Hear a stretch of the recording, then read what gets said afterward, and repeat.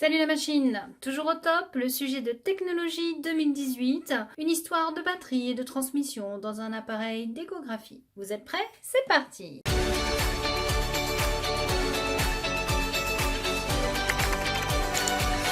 C'est bon, vous êtes prêts? On y va? Alors attention, vérifiez bien que le sujet est complet, il y a 8 pages.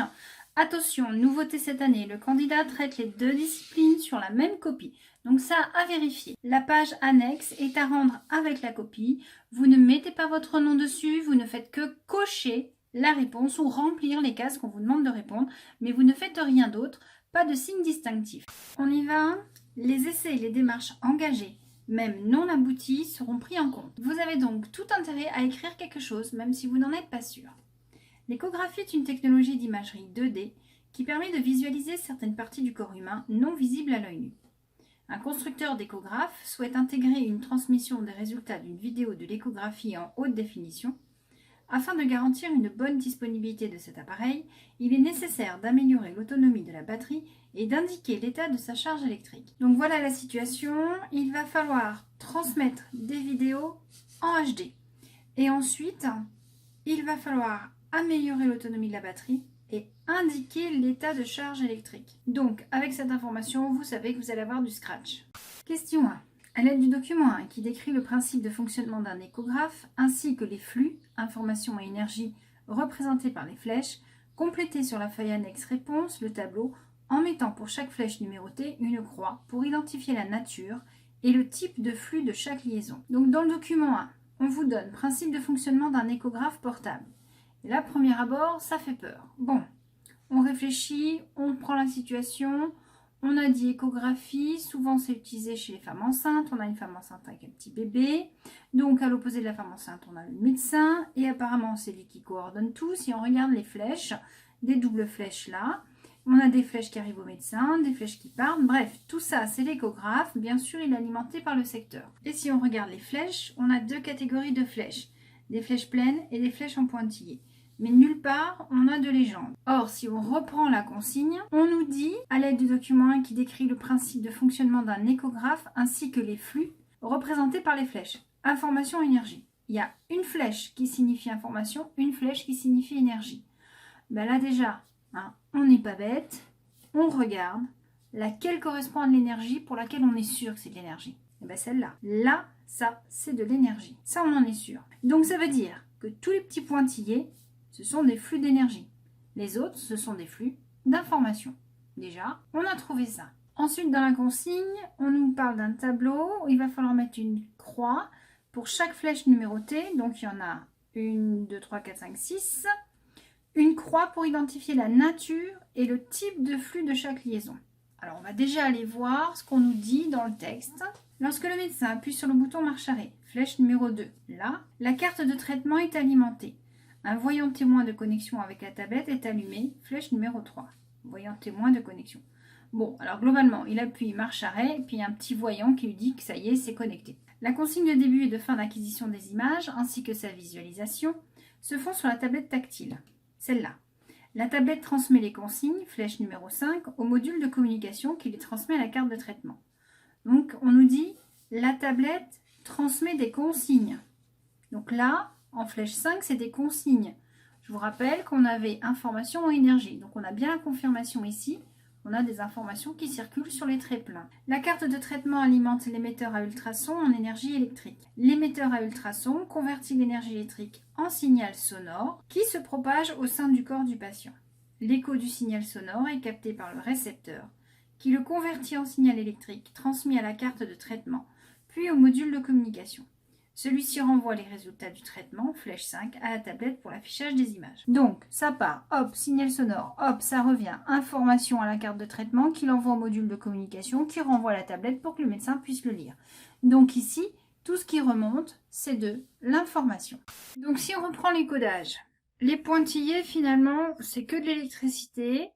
Sur les flèches pleines, nous avons de l'information qui circule. On peut donc dire flèche 1, courant électrique, flux d'énergie. Flèche 2, consigne utilisateur, flux d'information. Flèche 3, signal lumineux, flux d'information. Pour la flèche 4, c'est un peu particulier. Le texte nous dit La carte de traitement alimente l'émetteur à ultrasons en énergie électrique. L'émetteur à ultrasons convertit l'énergie électrique en signal sonore flèche 4 qui se propage au sein du corps du patient. La carte de traitement alimente l'émetteur à ultrasons en énergie électrique et l'émetteur à ultrasons convertit l'énergie électrique reçue en signal sonore, la flèche 4. Donc la question est, ce signal sonore correspond-il à un flux d'information ou à un flux d'énergie? Certains vous diront qu'une onde, c'est un déplacement d'énergie. Certains vous diront qu'une onde transporte une information. Donc à la correction officielle, les deux possibilités étaient acceptées, flux d'information ou flux d'énergie. Et en flèche numéro 5, nous avons ici une communication entre le module de communication et la tablette. Nous sommes sur un système avec onde radio sans fil et c'est un flux d'information. Donc voici ce qu'il fallait cocher dans la première question. On continue. Pour une transmission de vidéo en HD, il est nécessaire d'adapter la solution technique pour le module de communication. À partir des données du document 2, choisir la solution technique que le constructeur doit intégrer au nouvel appareil et argumenter la réponse en précisant le ou les critères de choix. On nous dit qu'on doit faire une transmission de vidéo en HD, c'est-à-dire haute définition. Quelles sont les caractéristiques des technologies de transmission sans fil? Nous avons ici le débit et la distance à la porte de sortie. Donc, comparaison de la portée et du débit des trois normes de connectivité sans fil. Si on fait du NFC, on est dans les 100 kbps entre 1 et 10 cm. Si on fait du Bluetooth, on est dans les 1 Mbps entre 1 cm et environ 50. On n'atteint pas le 10 Mbps. Par contre, le Wi-Fi a une plage beaucoup plus importante, entre 1 cm et 100 mètres, et va pouvoir avoir un débit compris entre 10 mégabits et plus de 100 mégabits. Il va falloir choisir entre un de ces trois systèmes pour transmettre de la vidéo en haute définition. Et qu'est-ce qu'on nous dit dessous? Débit nécessaire pour une transmission d'une image échographie en 1 seconde 128 kbps, d'une vidéo d'échographie haute définition 10 mégabits seconde. Et ben voilà, la solution est là. On sait qu'on doit transmettre une vidéo d'échographie et la condition c'est qu'il faut un minimum de 10 mégabits seconde. Donc si on regarde le graphique, quel système nous offre du 10 mégabits seconde? Uniquement le système Wi-Fi, puisque le Bluetooth n'atteint jamais le 10 mégabits seconde. Rédaction. Le constructeur doit prévoir l'envoi d'une vidéo de l'échographie en haute définition. Pour cela, le doc 2 indique qu'il faut un débit de 10 mégabits seconde. Il a le choix entre trois systèmes de transmission sans fil, Wi-Fi, Bluetooth et NFC. Seul le Wi-Fi possède un débit suffisant. En effet, le plus petit débit est de 10 mégabits seconde quand l'appareil est situé entre 1 mètre et 10 mètres. À moins d'1 mètre, il est plus fort, donc cela est encore mieux. Le Bluetooth n'atteint jamais 10 mégabits seconde et NFC ne dépasse pas 50 kbps seconde. Donc on sait qu'on doit prendre du Wi-Fi. Suite. Afin de répondre aux exigences du cahier des charges, le constructeur remplace la batterie utilisée de type NiCd par une batterie de type Li-ion, donc nickel-cadmium par une batterie de type lithium-ion. À l'aide du document 3, précisez les exigences qui ont été déterminantes dans le choix du constructeur. Argumentez la réponse. Donc il va falloir donner une liste d'arguments en faveur du choix du constructeur. Alors quel était ce choix? Donc les batteries concernées sont celle-là et celle-là. Je vous rappelle qu'on l'a vu juste avant, c'est indiqué ici. Donc celles-là, on les oublie. On veut des arguments qui font que il vaut mieux une batterie type Li-ion qu'une batterie de type NiCd. Alors, comparons les deux. Rapport énergie stockée par rapport à la masse. Ça veut dire quoi? Ça veut dire, par rapport au poids de la batterie qu'on va devoir porter, quelle est la quantité d'énergie qui est stockée? 60 Wh par kilo, 170 Wh par kilo. Donc là, c'est plus intéressant. Prix pour 1 Wh, 0,60 €, 0,70. Là, c'est moins cher. Mais attention, pour seulement 10 centimes de plus, on a 6 x 3, 18, et là on a 17, donc presque 3 fois plus de charge pour seulement 10 centimes. Donc là, le rapport qualité-prix, on va plutôt dire le rapport énergie stockée par rapport au prix, est beaucoup plus intéressant. Source de pollution élevée, faible, donc là c'est tout bénef. Durée de vie, 2 à 3 ans pour les deux.